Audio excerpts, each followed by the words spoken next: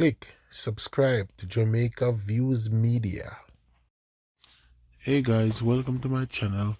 It's JVM here and with a DIY, and I'm working today on a 2011 Chrysler 300. So first thing first, safety first. You have to chalk the wheels, ensure your wheels are chalk. Then you're gonna come around to the tire you're working on, and it's gonna be the front tire. So you go first, you're gonna jack your car up. So after you jack the car up, you have to release back the jack, because you get the jack lined up so you can crack your wheel nut. So you start cracking your wheel nut. So after that, and this is when you let the jack off the car, so the tire is contact with the ground. So you crack your wheel nuts. You just keep on going around in order, and remember, lefty loosey and righty tighty. So you crack all 5 wheel nuts. So you crack them, and then on my tire I have a lock nut. So now I grab the key, and now I'm gonna install the key to the lock nut, and this lock nut is to prevent somebody from stealing my tire. So now as I install the lock nut, I'm gonna finish loosening all the lugs, the bolts. Then now I proceed by jacking up the car, and as soon as the car raised up off the wheel raised up off the ground, I'm gonna proceed by removing those bolts, those nuts I should say. And then I'm just gonna remember, lefty loosey and righty tighty, but now I'm trying to get these loosened, so I need to go all the way to the left. And if you notice the pattern, I'm taking these nuts off the tire. I'm leaving the top one in place. I'm taking all the bottom ones, but I'm loosening the top one a bit, so it's still holding the tire. And then as soon as I loosen the 2 bottom ones, just keep turning away, and as soon as I loosen this 2, I'm gonna take the top one off. And when you go to take the top one off, remember this, remember safety in mind, because anything could happen. The reason why we leave the top one on there is so that if anything, the tire doesn't fall on you.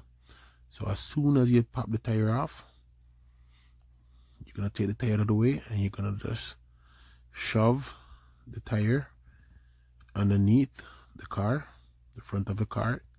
It's just in case, for safety reason, in case this car your leg should bounce the jack handle and the jack should give way and the weight of the car keep crashing down. I was not going to record this, but now I'm going to show you guys how to install a front wheel bearing. And I pretty much installed the bearing because I was not going to record this.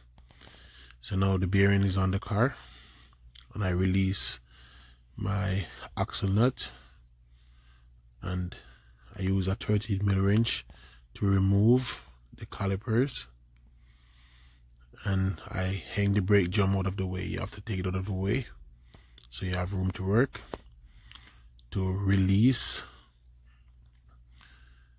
the rotor. And as you can see, the rotor is on the ground right there. That's the whole rotor. And now my axle bolt is in place, and the bearing is on the car, because I never have no one to hold the camera. And that's the whole bearing that I take off. But with some of these bearing, you have to press fit, so you have to take the whole axle and everything off. But on the Chrysler 300, you just release the axle nut and just slide the new bearing in place, and it just click right in. And when you're taking off the bearing, you just release the axle nut and just hold on to the bearing, and you just pull it forward and it just come right off. And then you just tighten the axle nut after you put the new one on. So it's on the car, it's nice and shiny, and the axle nut, but the axle nut is not even torqued as yet, because you have to torque it to 180 foot-pound of torque. So now I clean up my calipers and I lubricate my pistons, and I install the brake clips. So now everything is ready to install. So I'm gonna install the new rotor.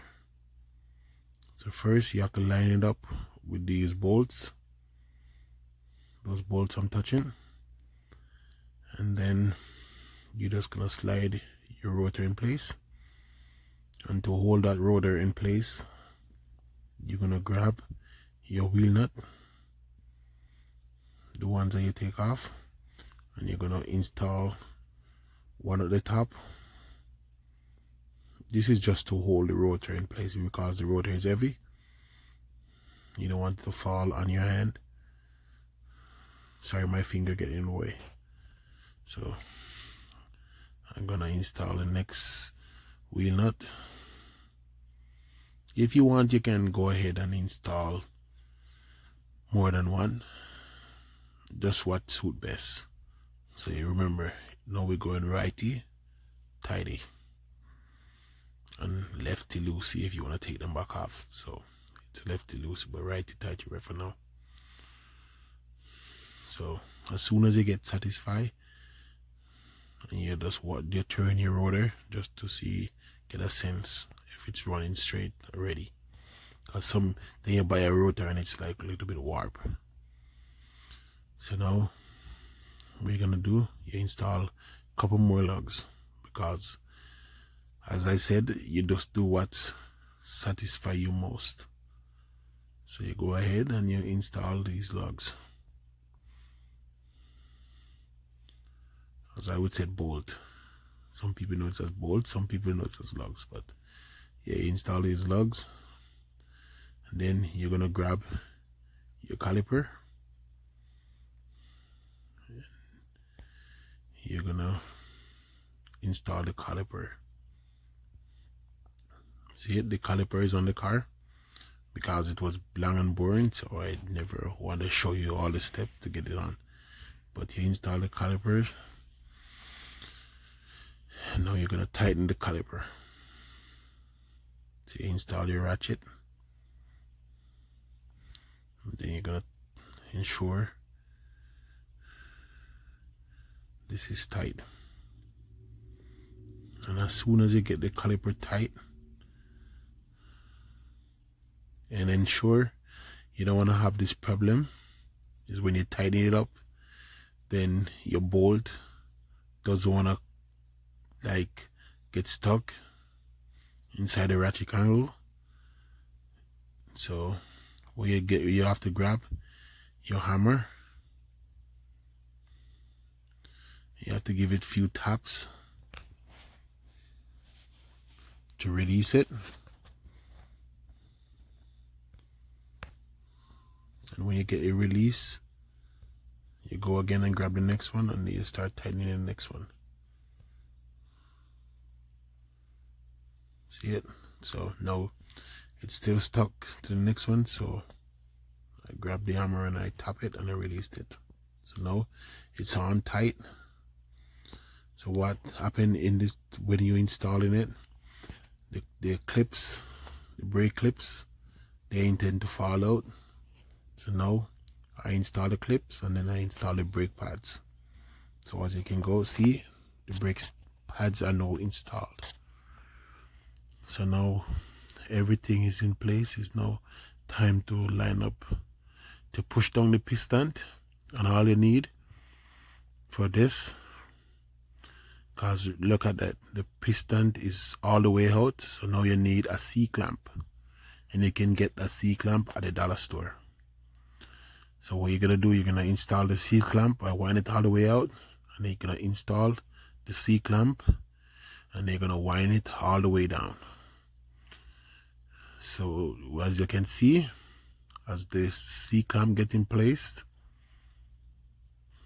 you just keep winding the C clamp down, keep turning and turning. And what the C clamp gonna do, it's gonna push back your piston. You're gonna push it all the way back. So that means, remember, when you're changing all of this, everything, the piston gonna be out, and that's the brake piston that push it. What's happened, it push onto the brake pad, so then the brake can apply every time you press on the brake. So you want to get this winding back down. As you can see, keep turning, you see it, it's keep going down. So as it go all the way down, and you get it all the way down, just keep turning until it's go all the way back in, so it can pass over the brake pads, so you can install it. As you can see, as I keep turning, it's going down, and it's slowly, because I have one hand holding the camera and then one hand turning it as well. So now I get it down all the way. See it? Just keep turning, because I thought it reached all the way down, but it still have a bit way to go. So now I install it. Now it's on the car, so it's now to just tighten up with a 13 mil. You're gonna tighten those two bolts.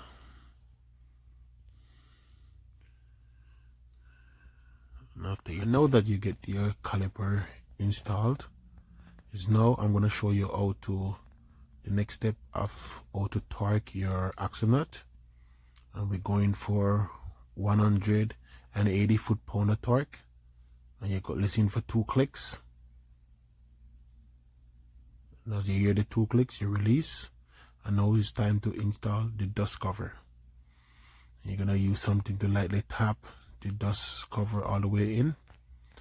And as soon as you install the dust cover, what you're gonna do, you're gonna just feel around, and then to see that everything is sealed in place, because you don't want this to fall out.